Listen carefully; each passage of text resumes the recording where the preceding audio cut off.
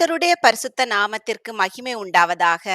நம்முடைய பிதாவாகிய தேவனாலும் கர்த்தராகிய இயேசு கிறிஸ்துவினாலும் உங்களுக்கு கிருபையும் சமாதானமும் உண்டாவதாக.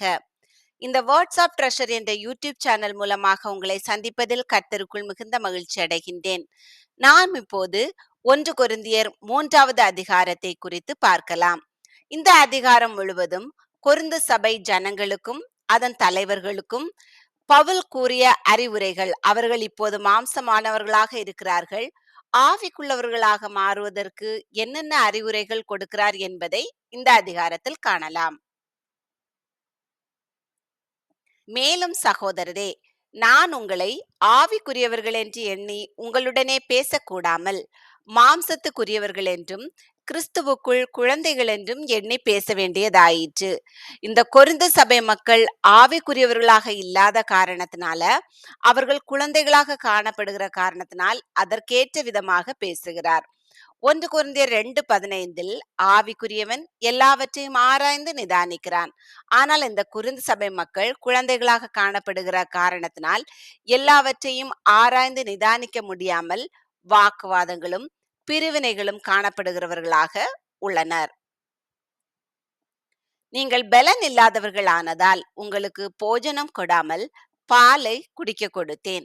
இன்னமும் நீங்கள் மாம்சத்துக்குரியவர்களாய் இருக்கிறபடியால் இப்பொழுதும் உங்களுக்கு பலன் இல்லை.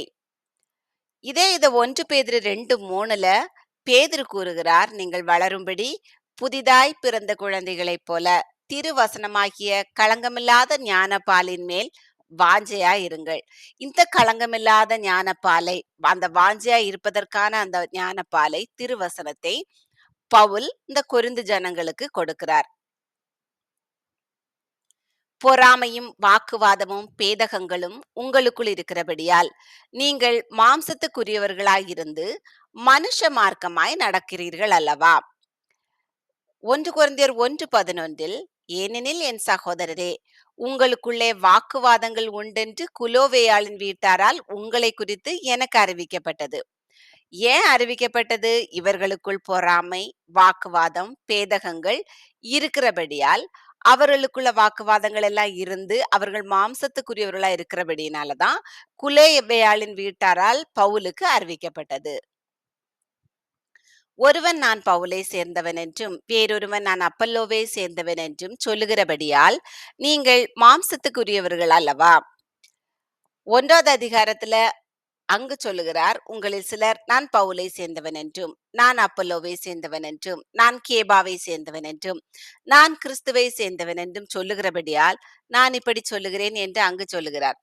இங்கே சொல்லுகிறார், நீங்க இப்படி பிரிஞ்சிருக்கிறதுனால நீங்கள் மாம்சத்துக்குரியவர்களாய் இருக்கிறீர்கள். பவுல் யார்?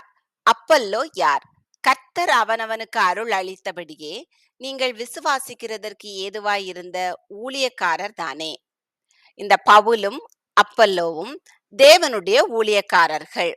4வது அதிகாரம் 1வது வசனத்தில், எந்த மனுஷனும் எங்களை கிறிஸ்துவின் ஊழியக்காரர் என்றும் தேவனுடைய இரகசியங்களின் உக்கிரானக்காரர் என்றும் எண்ணிக்கொள்ள கடவன். இவர்கள் ஊழியக்காரராக இருக்கிறபடியினால் இவர்கள் தேவனுடைய உக்கிரானக்காரர் என்று எண்ணிக்கொள்ளுங்கள் என்று பவுல் கூறுகிறார். நான் நட்டேன், அப்பல்லோ நீர் பாய்ச்சினான், தேவனே விளையச் செய்தார். அப்படி இருக்க நடுகிறவனாலும் ஒன்றுமில்லை, நீர் பாய்ச்சுகிறவனாலும் ஒன்றுமில்லை, விளையச் செய்கிற தேவனாலே எல்லாம் ஆகும். மேலும் நடுகிறவனும் நீர் பாய்ச்சுகிறவனும் ஒன்றாயிருக்கிறார்கள். அவனவன் தன் தன் வேலைக்கு தக்கதாய் கூலியை பெறுவான். 9வது அதிகாரம் 17வது வசனத்தில், நான் உற்சாகமாய் அப்படி செய்தால் எனக்கு பலன் உண்டு, உற்சாகம் இல்லாதவனாய் செய்தாலும் உக்கிரான உத்தியோகம் எனக்கு ஒப்புவிக்கப்பட்டிருக்கிறதே. இந்த பவுல் உற்சாகமாய் இந்த ஊழியத்தை செய்கிற போது, கர்த்தருடைய ஊழியக்காரனுடைய ஊழியத்தை செய்கிற போது அவருக்கு கூலி உண்டு. அவனவன் தன் தன் வேலைக்கு தக்கதாய் கூலியை பெறுவான், பலன் உண்டு. நாங்கள் தேவனுக்கு உடன் வேலையாட்களாய் இருக்கிறோம். நீங்கள் தேவனுடைய பண்ணையும் தேவனுடைய மாளிகையுமாய் இருக்கிறீர்கள். எனக்கு அளிக்கப்பட்ட தேவ கிருபையின்படியே புத்தி உள்ள சிற்பாச்சாரியைப் போல அஸ்திபாரம் போட்டேன், வேறொருவன் அதன் மேல் கட்டுகிறான். அவனவன் தான் அதன் மேல் இன்னவிதமாய் கட்டுகிறான் என்று பார்க்க கடவன். கர்த்தர் பவுலுக்கு அளித்த தேவ கிருபையின்படி பவுல் புத்தியுள்ள சிற்பாச்சாரியைப் போல அந்த சுவிசேஷத்தை சொல்லி கர்த்தருடைய வசனங்களை போட்டு அந்த விதையை விதைத்து அந்த அஸ்திபாரத்தை போடுகிறார். வேறொருவன் அதன் மேல் கட்டுகிறான். இவர் போட்டதுல இன்னொருத்தன் இன்னொரு சுவிசேஷம் சொல்லி அந்த இடத்துல அறிவிக்கிறான், அல்லது அந்த ஜனங்களை கர்த்தருக்குள்ளான ரட்சிப்புக்குள்ளாக நடத்துகிறான். அவனவன் தான் அதன் மேல் இன்ன விதமாய் கட்டுகிறான் என்று பார்க்க கடவன். அந்த சுவிசேஷத்தின்படி ரட்சிப்புக்குள்ளாக முடிவு பரியந்தம் காக்கிறவன் அந்த கிரீடத்தை பெறுவான்.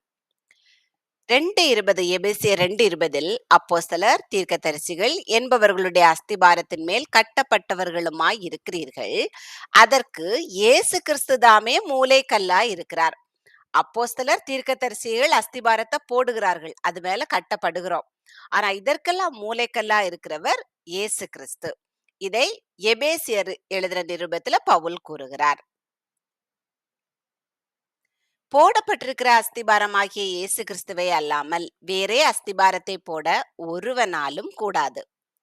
ஏசாயா 28:16 ஆதலால் கர்த்தராகிய ஆண்டவர் உரைக்கிறதாவது, இதோ அஸ்திபாரமாக ஒரு கல்லை நான் சீயோனிலே வைக்கிறேன், அது பரீட்சிக்கப்பட்டதும் விலையேற பெற்றதும் திட அஸ்திபாரம் உள்ளதுமான மூலைக்கல்லாய் இருக்கும், விசுவாசிக்கிறவன் பதறான் என்று ஏசாயா 28 கூறியுள்ளது.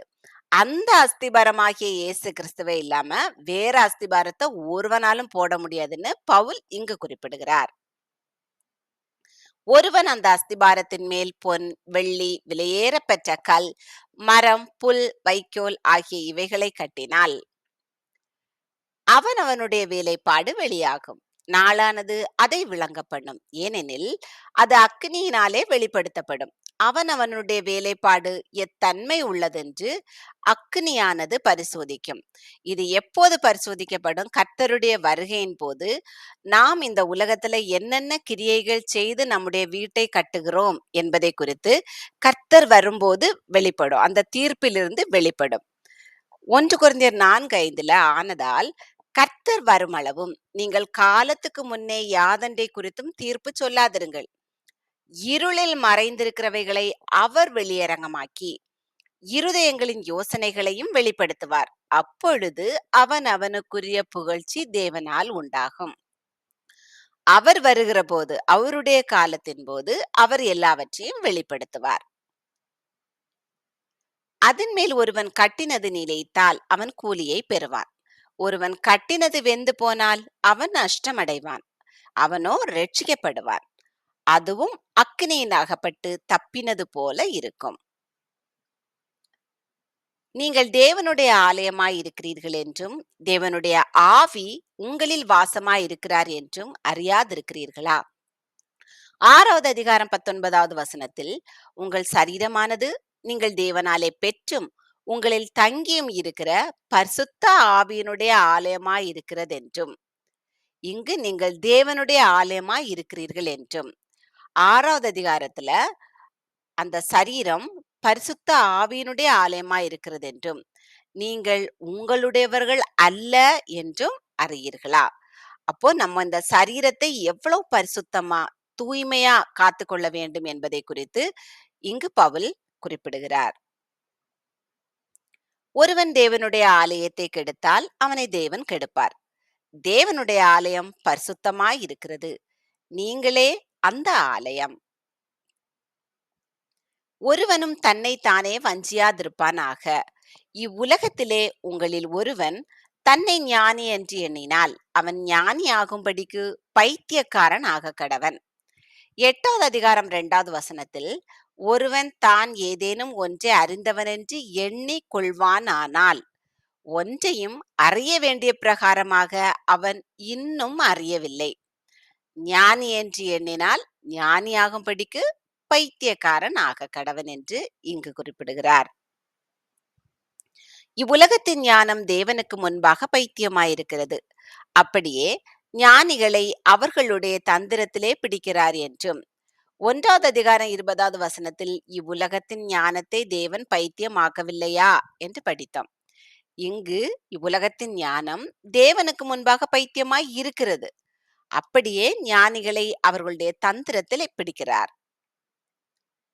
ஞானிகளுடைய சிந்தனைகள் வீணாய் இருக்கிறது என்று கர்த்தர் அறிந்திருக்கிறார் என்றும் எழுதியிருக்கிறது. எங்கு எழுதியிருக்கிறது?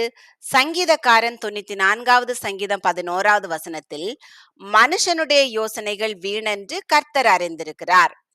இங்கு ஞானிகளுடைய சிந்தனைகள் வீணாயிருக்கிறது என்று பவுல் எழுதுகிறார். 1வது அதிகாரம் 27வது வசனத்தில், ஞானிகளை வெட்கப்படுத்தும்படி தேவன் உலகத்தில் பைத்தியமானவைகளை தெரிந்து கொண்டார்.